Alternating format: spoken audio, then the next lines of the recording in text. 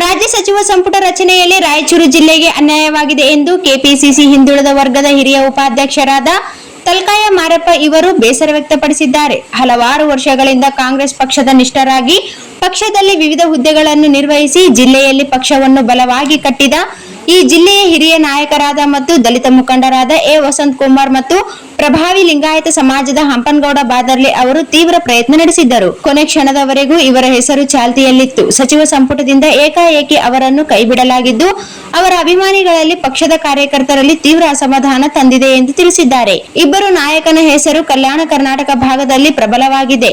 ಬೇರೆ ರಾಜ್ಯಗಳಲ್ಲಿ ಚುನಾವಣೆ ಸಂದರ್ಭದಲ್ಲಿ ವೀಕ್ಷಕರಾಗಿ ನೇಮಿಸಿದಾಗ ಅಲ್ಲಿನ ಅಭ್ಯರ್ಥಿಯನ್ನು ಗೆಲ್ಲಿಸಿ ರಾಜಕೀಯ ಸಾಮರ್ಥ್ಯ ಮತ್ತು ಚತುರತೆಯನ್ನು ತೋರಿದ್ದಾರೆ. ಇಂಥ ದಿಗ್ಗಜ ನಾಯಕರಿಗೆ ಸಚಿವ ಸಂಪುಟದಿಂದ ಪಕ್ಷವು ಕೈಬಿಡಬಾರದಾಗಿತ್ತು. ಭವಿಷ್ಯದಲ್ಲಿ ಬರುವ ಚುನಾವಣೆಗಳಲ್ಲಿ ಇದರ ಪರಿಣಾಮ ಆಗುವುದು ಖಚಿತ. ತಕ್ಷಣ ಪಕ್ಷದ ಹೈಕಮಾಂಡ್ ಮತ್ತು ರಾಷ್ಟ್ರ ಮಟ್ಟದ ನಾಯಕರು ಇದನ್ನು ಮನವರಿಕೆ ಮಾಡಿಕೊಂಡು ಇಬ್ಬರನ್ನು ಸಂಪುಟ ದರ್ಜೆ ಸಚಿವ ಸ್ಥಾನಮಾನಕ್ಕೆ ಪರಿಗಣಿಸಬೇಕೆಂದು ತಲ್ಕಾಯಿ ಮಾರಪ್ಪ ಬಲವಾಗಿ ಒತ್ತಾಯಿಸಿದರು.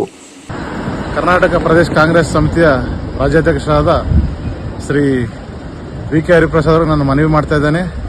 ನಮ್ಮ ಕರ್ನಾಟಕದಲ್ಲಿರುವ ಹಿಂದುಳಿದ ರಾಜ್ಯದ ರಾಯಚೂರು ಜಿಲ್ಲೆ ಎ ವಸಂತ್ ಕುಮಾರ್ ಅವರಿಗೆ ಸಚಿವ ಸ್ಥಾನ ಕೊಡಬೇಕಂತ ಅಲ್ಲಿ ಮನವಿ ಮಾಡ್ತಿದ್ದೇನೆ.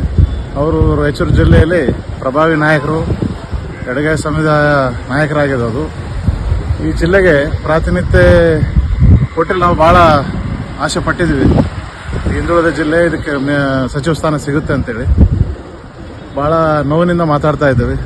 ಹಾಗೂ ಈ ಭಾಗದ ಸಿಂಧನೂರು ಶಾಸಕ ಹಂಪನಗೌಡ ಬಾದರ್ಲಿ ಭಾಳ ಅವರು ಪ್ರಭಾವಿ ನಾಯಕರು. ಅವ್ರಿಗೂ ಸಚಿವ ಸ್ಥಾನ ಇದಾದ ಸಲುವಾಗಿ ನಾವು ವಿಷಾದ ವ್ಯಕ್ತಪಡ್ತೀವಿ. ಇದನ್ನು ಇನ್ನೊಂದ್ಸಲ ಮನವಿ ಮಾಡ್ತೀವಿ ರಾಜ್ಯ ನಾಯಕರಿಗೆ ಮತ್ತು ರಾಷ್ಟ್ರ ನಾಯಕರಿಗೆ ಅವರಿಗೆ ಸಚಿವ ಸ್ಥಾನ ಕೊಡಬೇಕಂತೇಳಿ ಹೇಳ್ತಾರೆ.